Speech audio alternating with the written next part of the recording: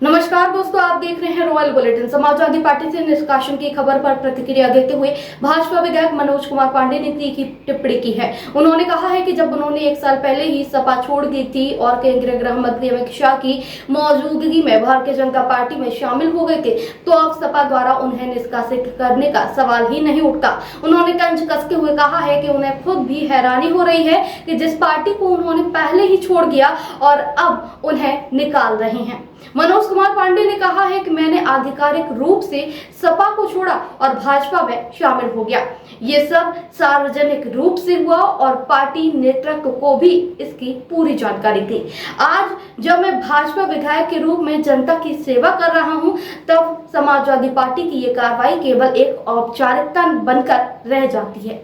उन्होंने आगे कहा कि मैं ऊंचाहार की जनता का आभारी हूं, जिन्होंने मुझे आशीर्वाद देकर विधानसभा में भेजा है। अब मेरा उद्देश्य भारतीय जनता पार्टी की नीतियों के तहत अपने क्षेत्र के विकास और जनता की भलाई के लिए काम करना है। देखिए, जहां तक मेरा व्यक्तिगत विषय है, ये पूरा देश जानता है, उत्तर प्रदेश के लोग जानते हैं, जन जन लोग जानते हैं, 27 करोड़ जनता जानती है उत्तर प्रदेश को, देश की जनता भी जानती है कि जब भगवान प्रभु राम का सवाल आया, देश के 110 करोड़ सनातनियों का सवाल आया, आस्था पर गाली देने का सवाल आया, हिंदू देवी देवताओं को अपमानित करने का सवाल आया, अति पिछड़े और दलित भाइयों के हकों को छीनने का सवाल आया। इन तमाम चीजों को लेकर के आज से 1 वर्ष पहले 18 मई 2024 को ही लाखों लोगों के बीच में भारत के यशस्वी गृह मंत्री आदरणीय अमित शाह जी की गौरवशाली उपस्थिति में हमने ऑफिशियल रूप से समाजवादी पार्टी छोड़कर भारतीय जनता पार्टी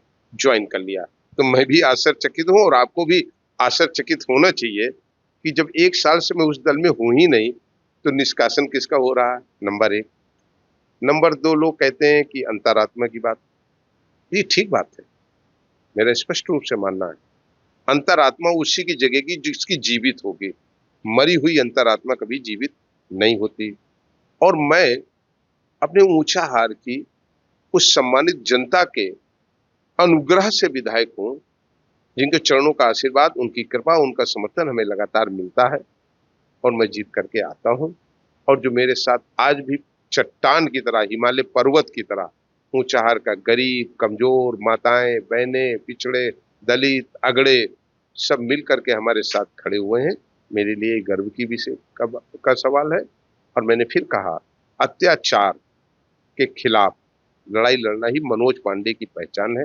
जहां अत्याचार होगा वहां मनोज पांडे खड़े रहेंगे। संघर्षों का भरा हुआ जीवन था, कांटों पर ही चल करके मैंने जीवन में आगे बढ़ने का काम किया है और अनुग्रह की ओर परमपिता परमेश्वर और ऊंचाहार की जनता का।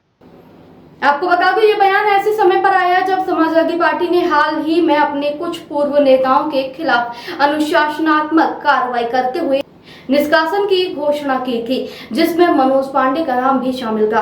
अब उनके इस बयान से राजनीतिक गलियारे में सपा की कार्रवाई पर सवाल खड़े हो रहे हैं। दोस्तों, आपकी राय हमें कमेंट में जरूर बताएं। ऐसे ही लेटेस्ट अपडेट के लिए हमारे चैनल रॉयल बुलेटिन को लाइक, शेयर और सब्सक्राइब करना ना भूलें।